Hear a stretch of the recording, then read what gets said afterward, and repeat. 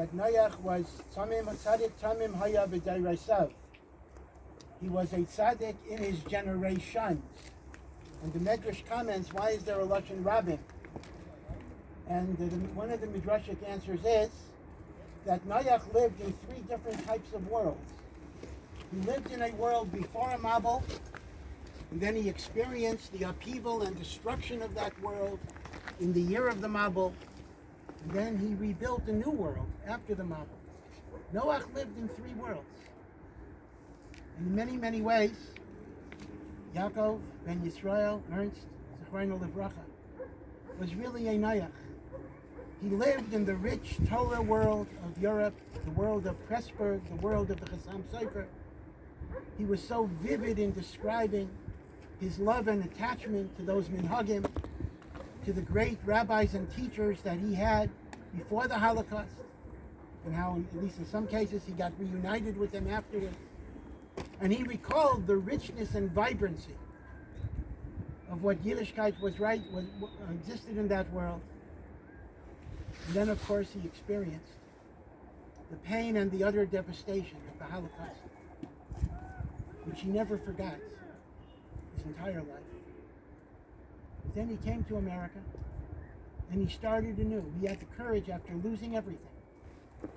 With courage and with emunah, he built a new life, eventually with his Eishes Chayil Joan, produced a family, B'nai Torah, Bas Torah, grandchildren, all of whom are following the Messiah of Am Yisrael, Torah, mitzvos, learning. And it's quite an amazing thing. And again, Baruch Hashem, there were many Jews that did it, but it's an amazing achievement every time. To have your whole world destroyed, to lose your parents, to lose your siblings, to lose friends, to lose children in some cases, and still be strong enough to come back and rebuild in a very, very beautiful way. His whole life was a refutation of what Hitler tried to do. The greatest victory over Hitler, Yimach Shemo, was the Yiddish home that Ernst and Joan created together. Built on the ashes of the Holocaust, it was not just a negative life.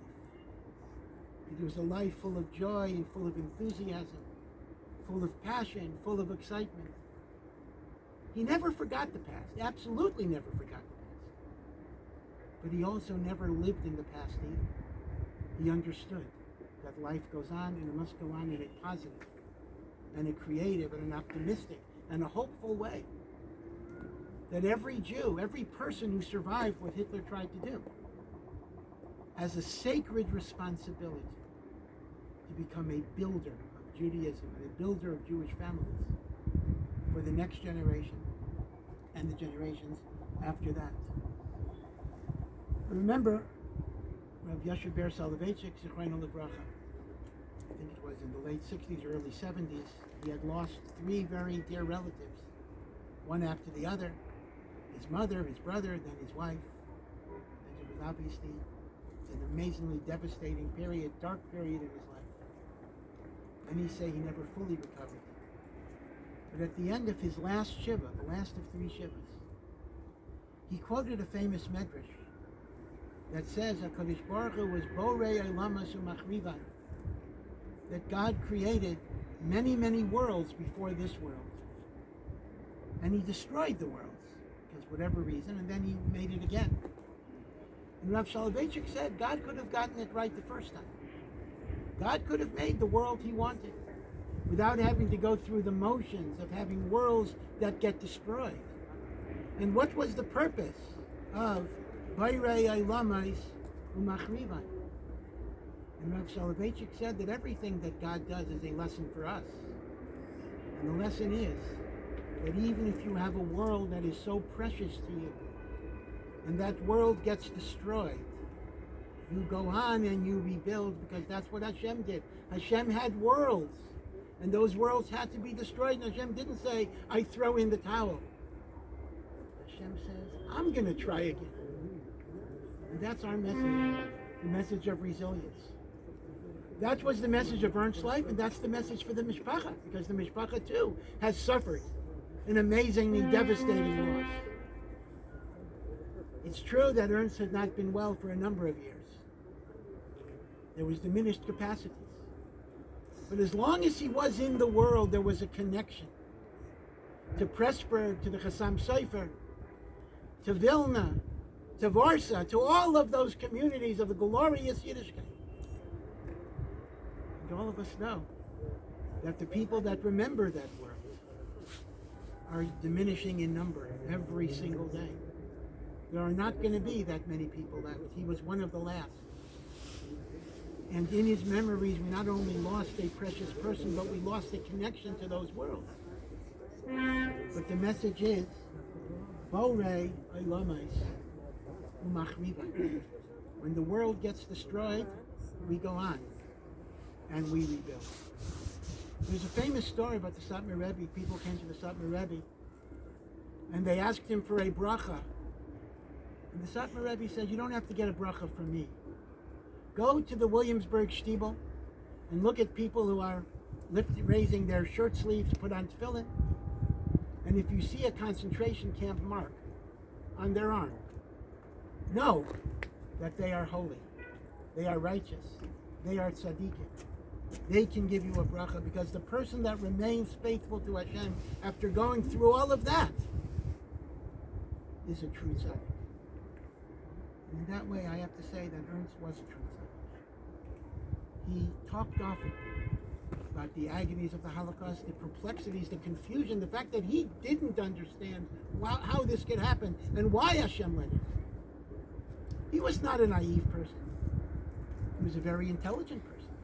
He had a doctorate. He was involved in very highly classified activities. One of those things that if he would tell me what he did, he would have to kill me. So he was a smart guy. But he had no answer to this. But even if he had no answer, he remained a Maimon. He remained an Eman. He understood that some things will only have answers after 120 years. Maybe now he'll get some answer, some clarity. We don't have it.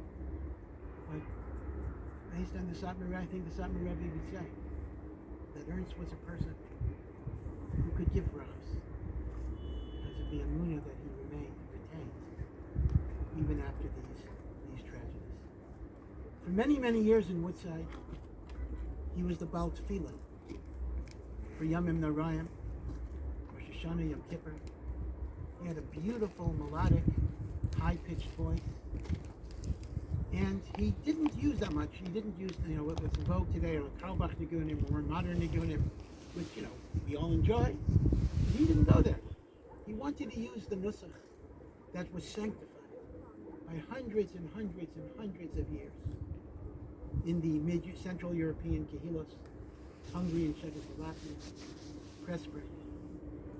And when he was davening, we felt he was bringing our tefillos up to Shemayim, because he was connecting himself to all the generations that came before him, and then he was connecting us to him, and through him we were connected to those generations, and collectively the cries of Am Yisrael went up to Shemayim and brought down to us bracha, rachamim.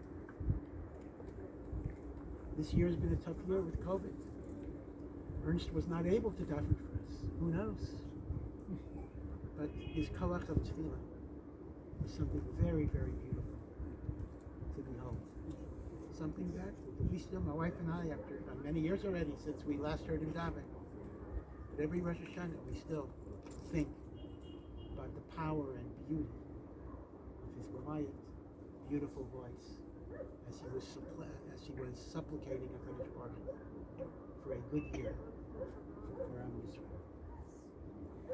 Obviously, one of the ways you can tell how good a person one is by how his children relate to him. And all I can tell you is that the Neugroschl children were amazing in their kibbud aviyim. They are amazing in their kibbud aviyim.